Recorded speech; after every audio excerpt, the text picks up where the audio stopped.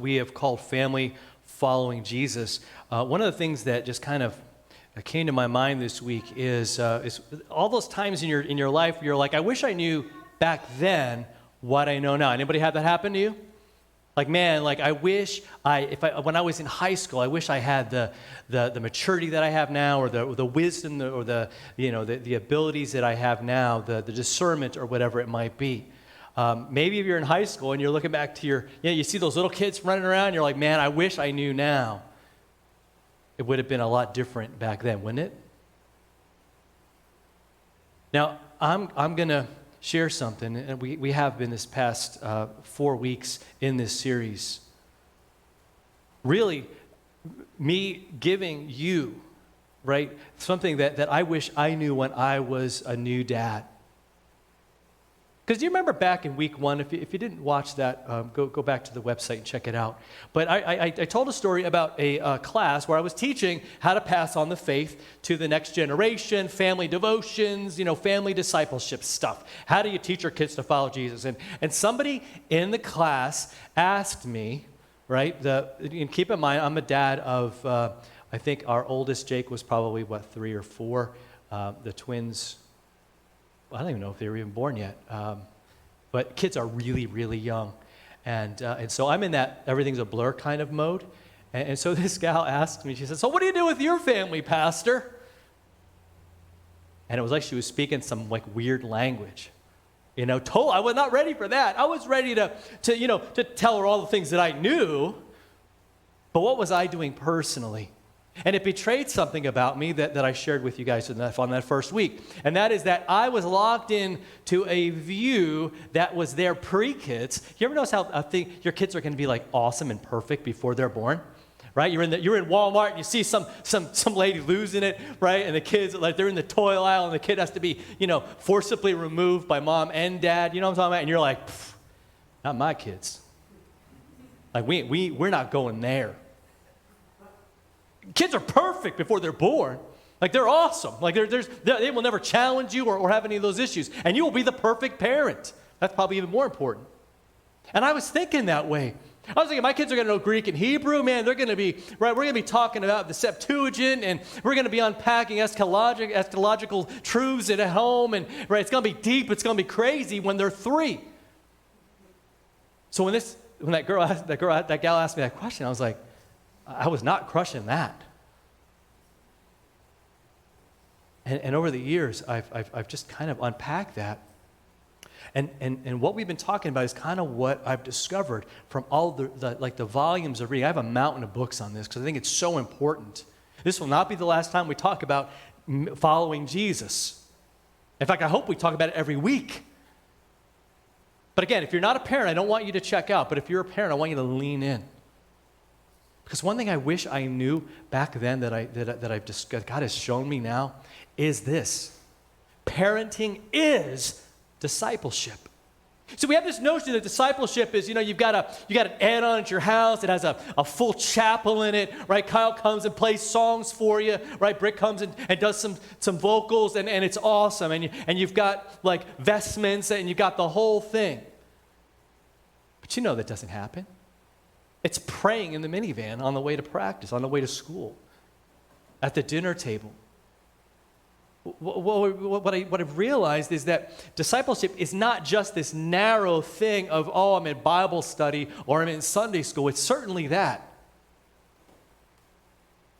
But you know what? Me and the rest of the Bible teachers here, the Sunday school teachers, we have kids for, maybe an hour a week? You think you're going to have a robust relationship with Jesus Christ based on 1 hour a week? What do you know in your life that you're doing great that you give 1 hour a week to? Anything? Anything? Anybody mastering the cello with 1 hour a week? It doesn't happen. It's because every day you're after it. Every day you're pursuing. Every day it's that. These things don't happen by accident. I talked about that a couple weeks ago. We don't drift. You don't drift into things that are good.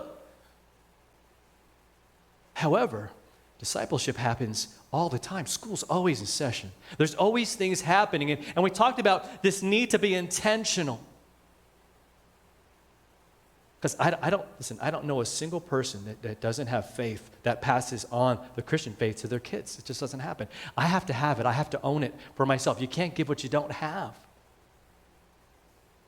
Right? So that's why I think where the church can be a resource. And I've said this over and over again. I want us to be able to help parents and help others to know this stuff, to be able to share it with their kids and answer their kids' questions when they come up. But that's got to take intentionality, you see. Every day, day in, day out. Because here's the other thing that I've discovered and I think is so important. That this following Jesus thing, this teaching our kids to follow Jesus is not an add-on to your already crazy life. Anybody got like a schedule that's about to just like one more thing, man, and it's just going to blow up? Anybody? Or y'all just got like tons of free time. Like you can like do like 5 hours of Netflix without any guilt or shame, right? Without any right? And you got that whole cello thing going at the same time because you got that, right? And you have all this extra time running around. No, we don't. And so I think a lot of you, and this is how I felt over the years, like okay, you want me to do one more thing? Like my already, like just crazy routine? You want me to add that to it? You want me to pray with my kids? You want me to pray with my spouse? You want me to study the Word of God? You want me to be doing all these things and watching podcasts and listening to all this stuff? And right? And here's the thing. It's not another thing to your routine. It is. Don't miss this. This is the routine. This is the flow. Following Him. It's not one other thing. It is the thing. It's what we do. It's who we are. So when things happen, like I am the most, I will admit this, and my wife will back me up on this. I am the most annoying person to watch TV with, or a movie, especially if I've seen it before. Heaven help you, right? And I'll apologize in advance if we're ever like hanging and watching a movie. And what I often do is in my mind, it's like I just can't shut it off. Like I just see, like I remember watching The Matrix for the first time, or I watched The Lord of the Rings, and that's really bad because it's all these Christian themes that are in there. Matrix, it was unintentional, but a lot of it's there in the first one. Go watch it again. So many things. And I'm like, oh yeah, wow, this reminds me of Jesus. This reminds me of being baptized. This reminds me of new life. How many things? Like Groot at the end of Guardians of the Galaxy. Am I right? I mean, I don't want to give it away. Should I? A little vote everyone's seen? Can we get an unofficial vote? Right? He gives his life for his friends. Man, like, who is that? I walked away from that going, man, how cool. Now, again, it was just a movie, and you could just chalk it up to that. But God takes those things in your life, and He makes them like that's a teachable moment. We talked about that. But we also have these big things in your life. Again, listen, that you're already doing. So there's things you're watching, listening to, experiencing now that you can just say, hey, where's God in that? But all the events in your life, right? As Mrs. Shum said, you guys all have a birthday. Anybody celebrate a birthday? Not today, but like throughout this year. I will make a bold prediction that each and every one of you that are watching online or here today with us will have a birthday in the next year. I'm pretty good, huh? That's why I get paid the big bucks. That's why they give me the mic, by the way, because I can predict stuff like that with a reckless, like accuracy that is just mind-blowing, right? You're all like going, whoa, that's incredible. Okay, so that's true. Who made that life happen? Now, your mom and dad will say it was them. And they had a very, very significant role to play in that. However, it was the Lord of the universe. You go to the Psalms and it says, what I was fearfully and wonderfully made, right? There's your passage. Go to the Psalms. Fearfully and wonderfully made. In my mother's womb, He knit me together, right? That's biology right there. All about God. And you thought it was just a birthday with some cake and some candles, man. You could open up schools in session, right, for what God is doing. Wedding anniversary, I mean, you name it. All those big events. I don't think we go big enough. And we go big in the wrong direction, right? Christmas is obviously the straw man, right? It's the one we always want to talk about. Oh, it's so overly commercialized. How many of you hit December 26th or 27th and go, man, I had such plans to make it about Jesus, right? And maybe you got that Luke 2 story in, hopefully. And maybe not. Maybe you went to church, maybe you didn't. But I'm there, I'm telling you, as a preacher, and I'm in church on Christmas Day. I'm doing 2 services Christmas Eve. And I just go, man, because I love Christmas. My wife will tell you. Like everyone, all of you are complaining that Christmas is out already. I'm loving it. I walk in, something happens to my heart. I walk into the Christmas section. Yeah, I walk in there and I'm like, yes, lights, right? Light of the world. I mean, it's all clicking. Now you can get all grinchy on me and go, it's this and that, but you don't have to go there. You can be, man, that's light of the world. I see an evergreen, right? Eternal life. I see all of this stuff. And in the middle of all that mess, you're going to see a little nativity thing that reminds you of what the day's all about. Even in that, even now, we can get in on that. Thanksgiving, all the holidays, we can keep on going. And as Deb said, it is so true that Jesus is the one. God is the one who made these things. He created holidays. It wasn't Hallmark. It wasn't Walmart or any of the toys. It wasn't Toys R Us, even though it is the Toys R Us time of year, right? I'm dating myself with that one. Toys R Us doesn't even exist anymore, does it? Need some help now. Sad day. See what I'm saying? Deuteronomy 6. This is when God said, hey, I want you to have this Exodus celebration every year. More than a dinner, I want you to remember how on that night with Moses and with the people of God, that God rescued his people from slavery, from death, and he did it in a powerful way. Remember that? He had them put the blood of the lamb on the doorposts. We talked about this in confirmation just like half an hour ago. How cool. God set his people free. And he does not want them to forget, not just the event, but how the event is tied to that's who he is. That's what he does. They can trust in him. We can trust in him because that's what he does.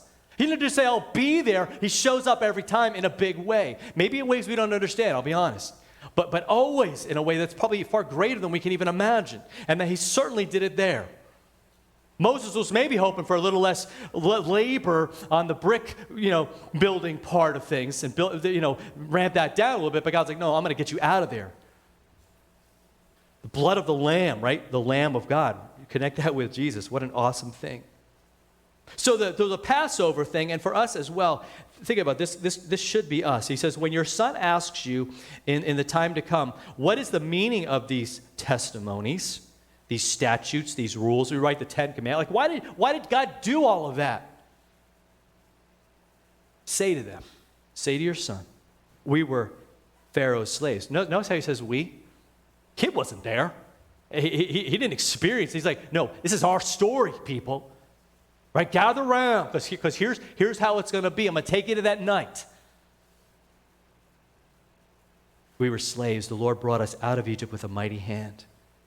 He showed us signs. We saw wonders, great and grievous, against Egypt, against Pharaoh and all his household before our eyes. We saw it. And he brought us up from there that he might bring us in and give us the land that he swore to our fathers.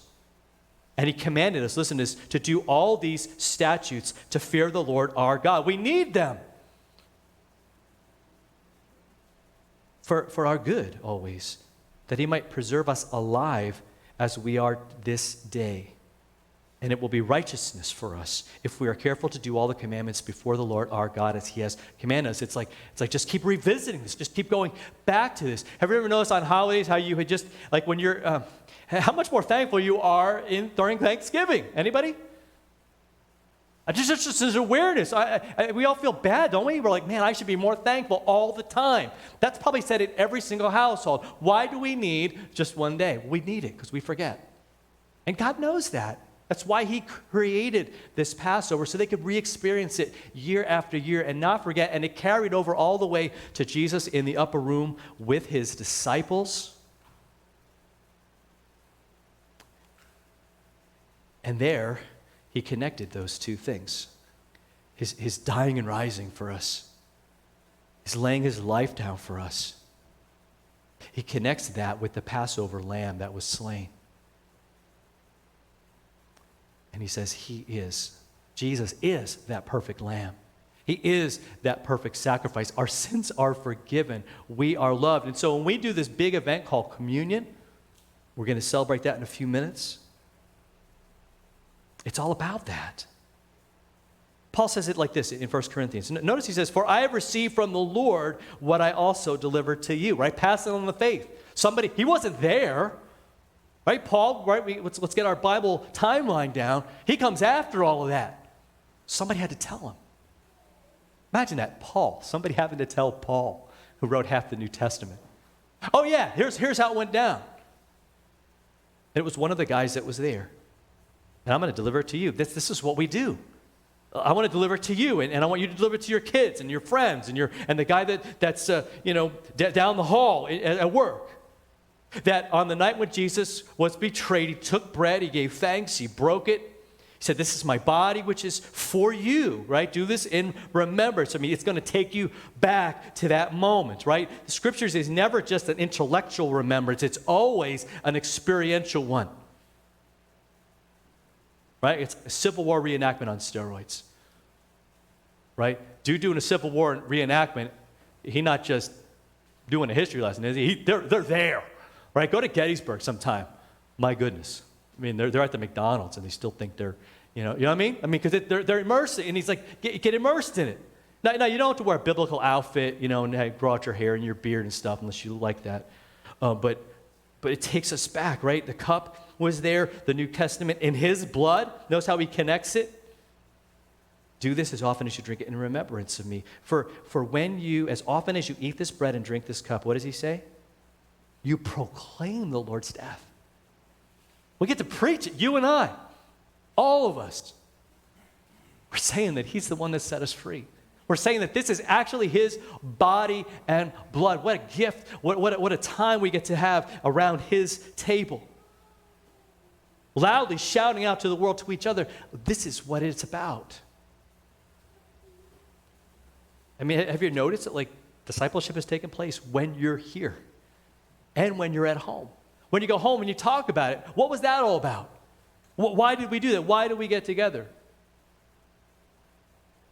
And the Lord's Supper, it's crazy because as mysterious as it is, it comes down to, again, this gift of Jesus. It comes down to bread and wine. We understand eating, all of us do. So that's a pretty easy one. It's nice. Right? We get fed. We get the nourishment we need. We get the life that we need. Last one I want to talk about is in Luke.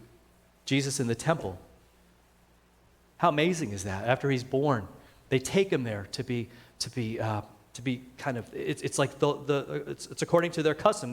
They're always there, right? They obey the law and they do all of these things that God has had them do, right? Purification rites. There was all these things that they were supposed to do. But again, Jesus changes it, doesn't he? We read that when they went to Jerusalem every year at the Feast of Passover, he was 12 years old, and they go up there according to is their custom. That's what they do. But remember, Jesus gets left behind. He doesn't get left behind. They don't forget him. This isn't Home Alone, the Bible version. I mean, this is him. He stays behind because that's his father's house. That's who he is. So we can look at it as a mishap, but it's really him showing that he's the Son of God. That God is his Father in a real way. Even earlier, years earlier, right after he was born, when they brought him to the temple, remember Simeon's like, "Hey, my eyes have seen the salvation. Lord, let your servant depart in peace," he says. "My eyes have seen your salvation. We've been waiting forever, and here he is."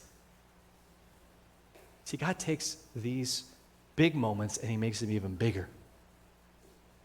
So I want you to think of every holiday you have, God supersizes that in a way that you can't even wrap your mind around because he enters into that. You can pick any of them.